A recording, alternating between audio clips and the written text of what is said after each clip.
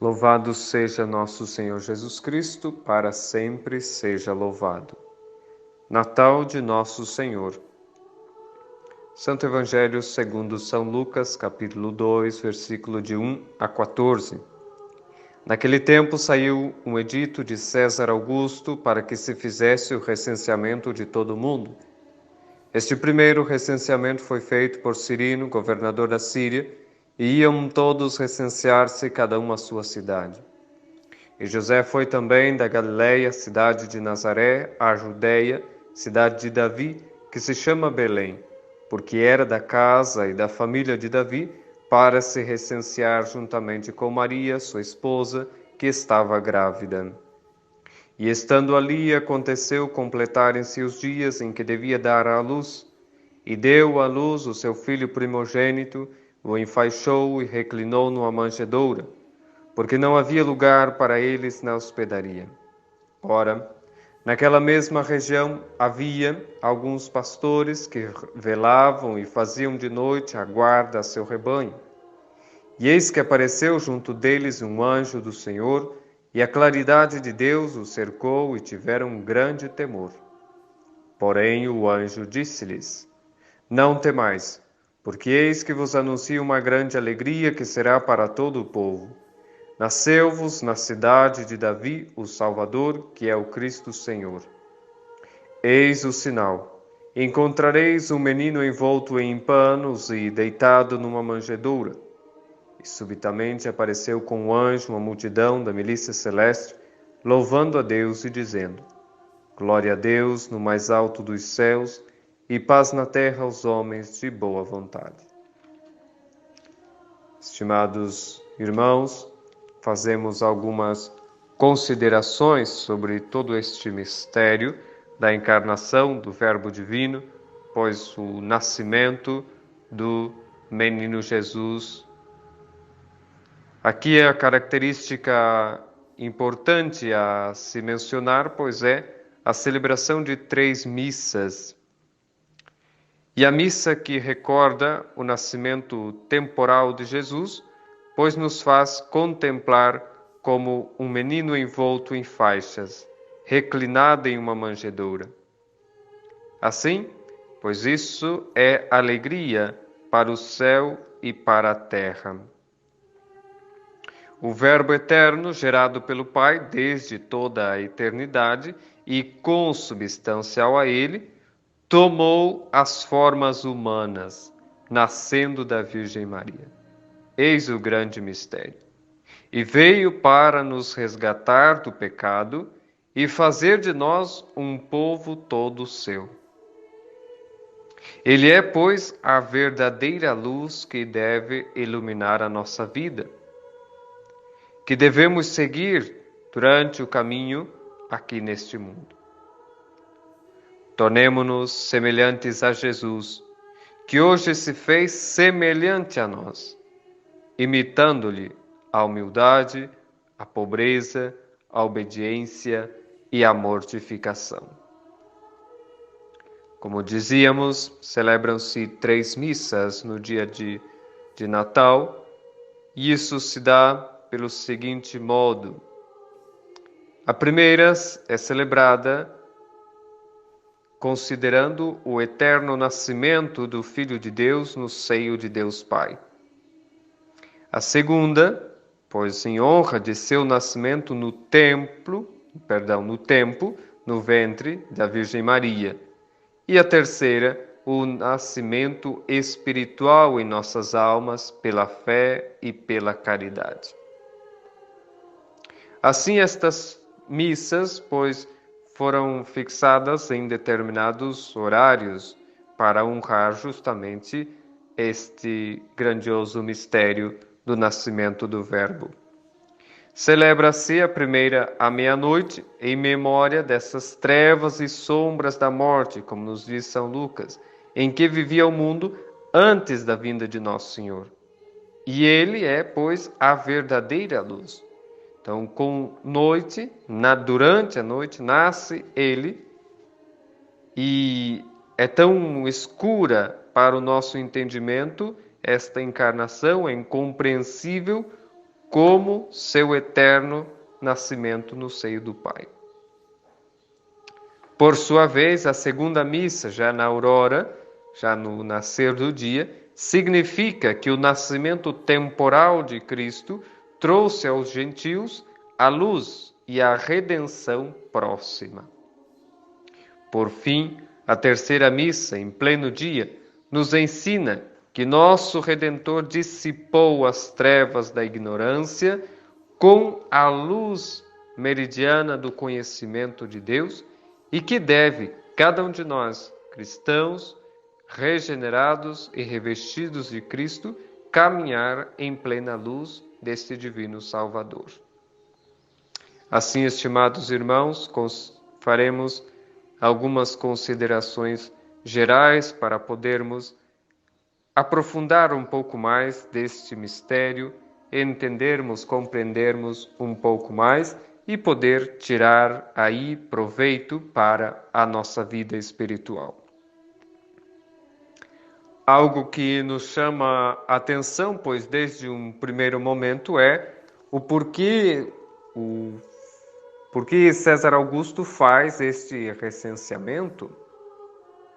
Nós não sabemos quais eram os motivos deste imperador fazer tal coisa, mas o que nós sabemos é que o fez por determinação da divina providência, em ordem a trazer São José, a trazer Nossa Senhora até Belém, onde haveria de nascer o Messias, que já fora profetizado pelo profeta Miqueias. Assim nós entendemos que os homens podem fazer projetos, podem fazer planos, podem tentar, de certo modo, organizar as coisas, mas quem governa realmente, pois, é Deus nosso Senhor. É a divina providência que conduz os acontecimentos da nossa vida, os acontecimentos históricos, de modo a realizar-se a vontade de Deus. E assim aqui a primeira coisa a ser muito bem pontuada para a nossa vida espiritual. Devemos ter uma grande confiança em Deus, uma confiança tranquila, filial e que nos leve realmente a crescer na nossa fé e a produzir frutos na vida espiritual. Se não temos esta confiança, pois nós vamos claudicar, pois nós vamos cometer coisas que desagradem a Deus. Depois, consideramos que Nosso Senhor se dignou nascer em um estado, lugar tão desapropriado, com tão poucas condições. E nos intima como que, ao entrar no mundo, que não vinha fundar um reino terrestre, não vinha fundar um reino opulento, qual fantasiavam os judeus da época, mas veio trazer um reino espiritual. Pela graça, justiça, paz. Nos ensina, pois, com o exemplo de que devemos ter amor à pobreza, das humilhações e dos sofrimentos. Se isso não faz parte da nossa vida, pois a nossa vida não será feliz, nós não chegaremos a cumprir a vontade de Deus em nossa vida. Repetimos uma primeira consideração, pois é uma grande confiança em Deus. Desconfiar de nós mesmos, desconfiar dos nossos projetos e confiar firmemente em Deus nosso Senhor. Segundo, pois, o imitar a nosso Senhor no amor à pobreza, nas humilhações, nos sofrimentos, sem revidar, sem reclamar, sem criticar, enfim, sem fazer nada que possa desfavorecer-nos nesse sentido ou que possa diminuir nossos méritos. Tenhamos grande amor à pobreza, também às humilhações e aos sofrimentos por amor a nosso Senhor.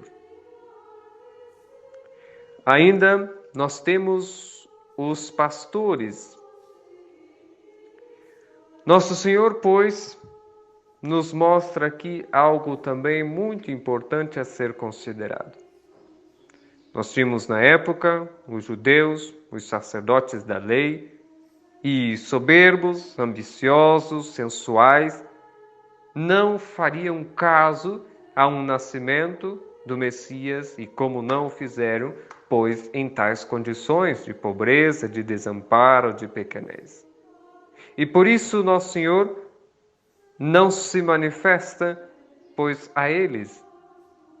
Deus nos mostra com isso que não reparte as suas graças conforme a condição, conforme as vantagens terrestres, mas lhe apraz, ou a quem lhe apraz, e rejeita os orgulhosos, os incrédulos, e chama aos seus reinos aqueles que realmente querem cumprir com aquilo que ele propõe. Chama os pequenos, chama aqueles que realmente vivem este espírito de pobreza, de humildade, de desconfiança de si mesmo e verdadeira confiança nele. Pois é a este que nosso Senhor se revela. Assim se revela a estes pobres pastores que cuidavam seus rebanhos, nos ensinando, pois, que aos pequenos, aos humildes, aos simples é que ele se revela. Se queremos, pois, fazer parte ou ter parte nesta intimidade com Deus, precisamos seguir estes passos. Precisamos ser ou ter este espírito de grande confiança em Deus, este espírito de verdadeira entrega àquilo que é a sua santa vontade. Que o orgulho, que a soberba, que as ambições e as seduções do demônio não nos enganem em tudo isso e possamos honrar a nosso Senhor. Possamos, com a nossa vida, com o nosso exemplo, pois mostrar que realmente nós queremos fazer sempre a vontade de Deus. Glória a Deus nas alturas e paz na terra aos homens de boa vontade. Isto é, os homens que têm a vontade de seguir a de Deus, anunciada por Cristo seu Filho, reconciliando o homem com Deus, consigo mesmo, com o próximo. E assim, restituindo-lhe o repouso e a felicidade. Aprendamos, pois, com os santos anjos, a nos alegrar com os favores que Deus nos concedeu, seja na pobreza, seja na riqueza, seja na saúde, seja na doença, sejamos alegres, cantemos as glórias de Deus nosso Senhor. Alegremo-nos com a sorte, com as boas coisas que nossos irmãos fazem ou alcançam, e assim possamos viver naquilo que Deus nos chama a viver, segundo sua santa vontade. Juntemos, pois, dia após dia de nossa vida, juntemo-nos à voz dos anjos, às nossas vozes, às nossas orações, às nossas súplicas, e, no hino de ação de graças, pois sejamos gratos a esse grande e incomparável benefício da encarnação do Verbo de Deus. Bendito seja Deus que nos visitou. Bendito seja Deus, pois a nós católicos não só nos visitou, não só nos resgatou do pecado, das trevas, mas continua conosco dia após dia em nossos sacrários, na Sagrada Eucaristia. Que grandiosidade! Bendito seja Deus! Glória a Deus nas alturas e paz na terra aos homens de boa vontade. Podemos se encantar, podemos e devemos unir nossa voz à dos anjos para honrar tão grandioso mistério, mas que ao mesmo tempo se revela, se descortina diante de nós pelos ensinamentos da Santa Igreja. Não esqueçamos humildade, não esqueçamos confiança firme e séria em Deus, com desprezo do pecado, com desprezo do que é mundano e abraçando aos sofrimentos, às humilhações, à pobreza, levando uma vida de pureza, uma vida de simplicidade. Assim nós estaremos honrando a esse menino Deus que nos visita. Nós estaremos honrando ao menino Deus que permanece conosco. Pois, para encerrar estas considerações, rezamos pedindo as graças e bênçãos para realmente sermos fiéis à nossa missão, à nossa vocação. Possamos ser, a partir deste Santo Natal, pois pessoas novas, pessoas realmente abençoadas, digamos assim, pois com a graça divina em nossa alma. Mas se tivermos a desgraça de cair em pecado, de ofender a Deus, pois ainda há tempo, façamos uma boa confissão. E aqueles que não o puderem, pois façam a contrição perfeita, rezem, se preparem para uma possível e próxima confissão. Bendito sejais, ó doce Jesus, que vos dignastes baixar do céu e revestir-se de nossa carne mortal para nos ensinar o caminho da santidade. Em troca de tanto amor e para aproveitar tamanha graça, renunciamos a toda inimizade, a toda impiedade, aos deleites carnais, a toda ação, palavra ou pensamento que vos desagrade. E prometemos viver com temperança, justiça e piedade. Para tanto, que vossa graça nos ajude, pois sem ela não podemos. Que nossa Santa Mãe, nossa boa Mãe do céu, nos ajude e interceda por nós. Rogai por nós, Santa Mãe de Deus, para que sejamos dignos das promessas de Cristo. Amém. Em nome do Pai, do Filho e do Espírito Santo. Amém. Salve Maria.